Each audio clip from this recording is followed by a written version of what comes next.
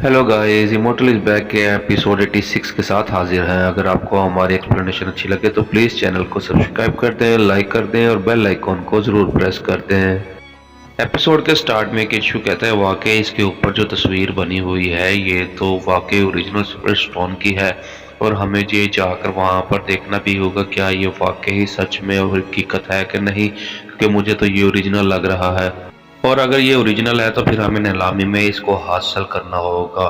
Old woman कहती है ठीक है मास्टर, अगर ये वाकई ओरिजिनल है तो फिर हमें वहाँ पर जाना चाहिए और वहाँ पर जाकर हमें इसको देखना चाहिए। किंचो कहता है ठीक है, अगर ये वाकई ओरिजिनल है तो फिर हम जाएंगे और वहाँ पर नीलामी में हिस्सा लेंगे और हम इसको खरीदेंगे। अब मुझे सही बताओ कि ये नीलामी कब शुरू हो रही है। ओल्ड वुमन कहती है ये आज रात 8 बजे हांगकांग में होगी। किंचू ये देखते ही हैरान हो जाते हैं, कहते क्या आज रात को। किंशु कहता है चलो ठीक है, पहले हम लोंग्यू जजीरे पर जाएंगे और वहाँ पर काम खत्म करने के बाद हांगकांग को जाएंगे। और साथ ही उनको कहता है कि ओल्ड वुमन को कि तुम भी हमारे साथ चलोगी वहाँ पर काम खत्म करने के बाद, फिर हम एक साथ वहाँ पर हांगकांग चलेंगे। और साथ ही ओल्ड वुमन कहती है ठीक है मास्टर, मैं आपकी बात बिल्कुल समझ गई हूँ। इसके बाद हमें अगले ही सीन में दिखाया जाता है कि हांगकांग आइसलैंड जजीरे का सीन दिखाया जाता है और 3 बजे का टाइम होता है और ये सारे हांगकांग इंटरनेशनल एयरपोर्ट पर पहुंच जाते हैं। और साथ ही वो ओल्ड लेडी फ़ोन पर किसी से बात कर रही होती है और कहती है कि तुम लोग कहाँ पर रह गए हो, हम कब से दरवाज़ा नंबर 3 पर खड़े हैं, तुम लोग अभी तक पहुंचे क्यों नहीं हो, हम लोग कब से खड़े यहाँ पर तुम्हारा इंतज़ार कर रहे हैं। उसके बाद एक पीछे से एक लेडीज़ आती है और वो आकर कहती है कि बॉस मैं टैनली हूँ और मैं बयान रेस्टोरेंट ब्रांच के निगरानी करती हूँ और आपको सब लोगों को यहाँ पर आने के लिए आप तमाम लोगों को यहाँ पर खुशामदीद कहती हूँ। और वो यहाँ पर आपको रिसीव करने आती है। उसके बाद एक बड़ी सी काली सी गाड़ी में बैठकर वहाँ से रवाना हो जाते हैं। किंशु उसी लेडी के सामने बैठा होता है जो उन्हें रिसीव करने आती है। किंशु कहता है क्या तुम वही हो जिसे योनर ने अपनाया था। साथ ही वो लेडी कहती है हाँ मैं बिल्कुल वही हूँ जिसे योनर ने अपनाया था, लेकिन मैं इन दोनों जुड़वा भाइयों जैसे नहीं हूँ क्योंकि मैं मार्शल आर्ट्स की वो प्रैक्टिस नहीं करती। लेडी कहती है क्योंकि योनर ने मुझे अपनाया था इसलिए मैं यहाँ पे बयान ग्रुप को मैनेजमेंट करती हूँ और यहाँ पे बयान होटल की इस शाख को मैं चलाती हूँ और उसकी देखभाल करती हूँ। किंशु उस लेडी की तरफ देखता है और कहता है कि मुझे लगता है कि यहाँ बयान ग्रुप के अलावा भी और कुछ बहुत कुछ है जो यहाँ पे बयान की तरफ से इन्वेस्ट है। वो लड़की किंशु को बताती है बिल्कुल आपने ठीक बताया, क्योंकि इस वक्त बयान ग्रुप के जो मार्केट वैल्यू है वो 100 बिलियन युआन से भी ज़्यादा की है और हम लोग बयान की तरक्की के लिए मुख्तलिफ और भी बहुत सारे प्रोजेक्ट्स पर काम करते हैं। साथ ही ओल्ड लेडी फिर किंशु को बताती है कि इन कारोबार में एक हमारा ज्वेलरी का कारोबार भी है, यानी जेवरात का कारोबार भी है और हम ये कारोबार चाइना के साथ करते हैं और बहुत अच्छा ग्रुप है हमारा और हम बहुत अच्छे ताल्लुकात हैं उनके साथ। किंशु कहता है अच्छा, मैंने ये नहीं सोचा था कि इस जेवरात की दुकान का बयान ग्रुप के साथ भी कोई ऐसा ताल्लुक होगा। खैर, किंशु कहता है कि अगर मैं गलत नहीं हूँ तो बयान ग्रुप का हेडक्वार्टर भी इसी हांगकांग जजीरे पर ही होना चाहिए। मुझे लगता है कि मैं बिल्कुल ठीक कह रहा हूँ, है ना? और इन सब की जिम्मेदार भी आप ही हैं। लड़की कहती है किंशु से कि मैं ये सब फैसला करने की हिम्मत नहीं कर सकती क्योंकि ये लोग अब भी बॉस हैं। मैं सिर्फ इन दुकानदारों के साथ रब्ता करने और इनसे सिर्फ बातचीत करने के लिए ही सिर्फ इनके दरमियान में आती हूँ और यही मेरी जिम्मेदारी है। किंशु कहता है वो अच्छा, मुझे लगता है कि यहाँ पर हांगकांग के इस जजीरे पर कारोबार चलाना कोई आसान काम नहीं है, लेकिन इसके बावजूद भी आप इस कारोबार को संभाले हुए हैं, आपकी हिम्मत की दाद देनी पड़ेगी।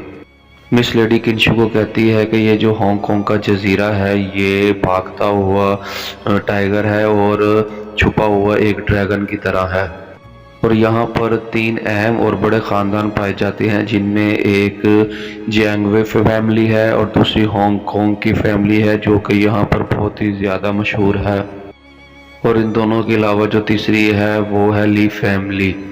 और जो हमारे गोयानर थे वो इस ली फैमिली के बहुत बड़े बादशाह थे और वो इसलिए हांगकांग के दायरे से बाहर और मुकाबले के दायरे से रहकर हांगकांग के जजीरे पर रहते हुए वो तरक्की कर सकते थे और इसीलिए वो अपने आप को और भी ज़्यादा बहुत ज़्यादा ताकतवर यानी पावरफुल बना सकते थे। किंशु कहता है कि हांगकांग के जो होटल्स को चलाने वाला लीडर है, क्या वो एशियंस ईस्टर्न डॉन, वो क्या वो वही है? लड़की कहती है बिल्कुल, और ली जैन यहाँ के हांगकांग का सबसे अमीर तरीन आदमी है। किंशु कहता है कि मैंने कभी नहीं सोचा था कि योनर अब तक इन लोगों से फाइट कर रही है। और साथ ही अचानक से गाड़ी को कोई टक्कर लगती है और ये सारे चौंक जाते हैं और गाड़ी रुक जाती है। और साथ ही देखते हैं कि वाइट गाड़ी और ब्लैक गाड़ी का आपस में छोटा सा कोई एक्सीडेंट हो जाता है। साथ ही ड्राइवर मिस को बताता है कि मुझे लगता है कि पीछे से किसी ने गाड़ी हमारे गाड़ी के अंदर ठोक दी है।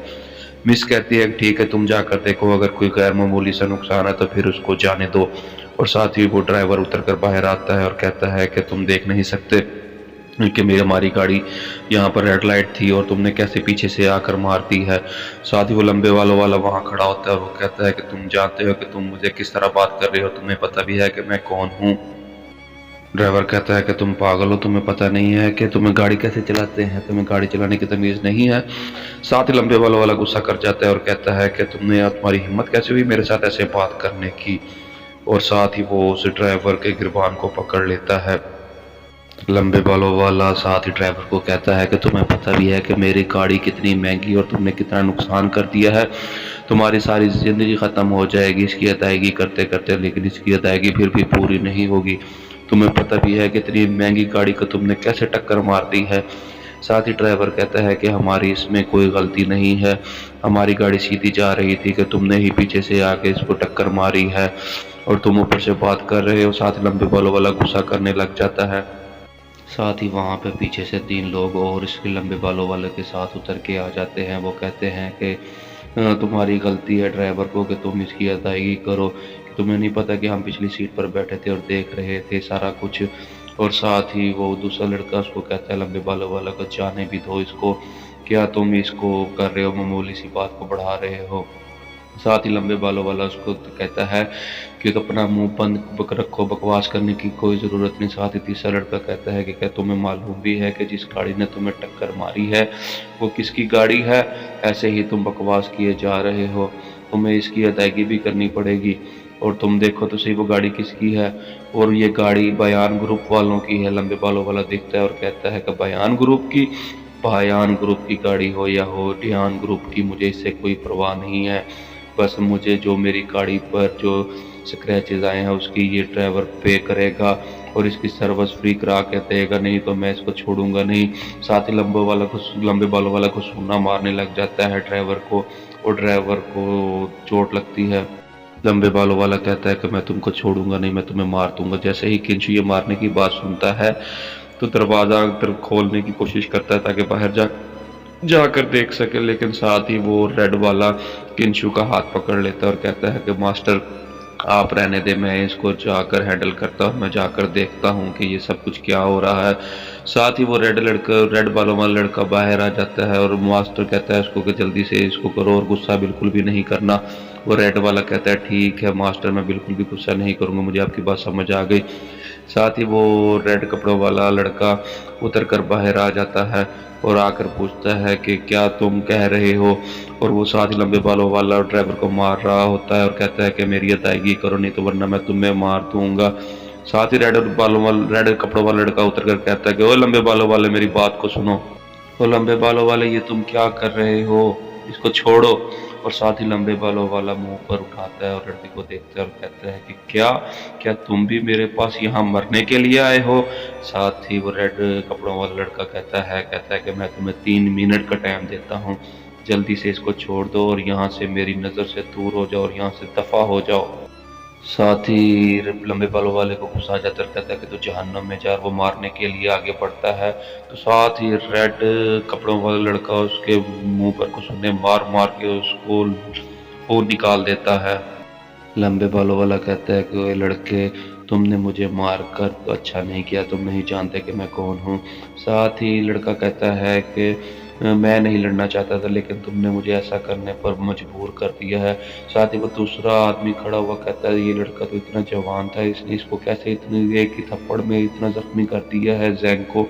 और दूसरा लड़का कहता है मैंने कहा था ना कि बयान ग्रुप में जो भी है वो सारे मार्शल आर्ट्स के हैं, मुझे लगता है कि इस लड़के को भी मार्शल आर्ट्स का पता है। और इनके बारे में जो भी सुना था कि ये किंग फू के मास्टर हैं, और वाकई वो लगता है मुझे वो सच है। साथ ही वो नीले बालों वाला लड़का सोटी उठाकर रेड वालों को मारने के लिए आता है, कहता है कि तुमने ये क्या किया, मैं तुमको नहीं छोड़ूंगा। साथ ही वो शेयान कहता है कि स्टॉप, रुक जाओ, तुम ऐसा नहीं कर सकते। वो उसको रोकने की कोशिश करता है, और उसके साथ ही हमें आगे देखते हैं कि पिक्चर में डाई लिखा हुआ नज़र आ जाता है। इसी के साथ ही ये हमारा एपिसोड 86 यहाँ पर एंड हो जाता है। अगर आपको हमारी एक्सप्लेनेशन अच्छी लगे तो प्लीज़ चैनल को सब्सक्राइब कर दें, लाइक कर दें और बेल आइकॉन को ज़रूर प्रेस कर दें। शुक्रिया।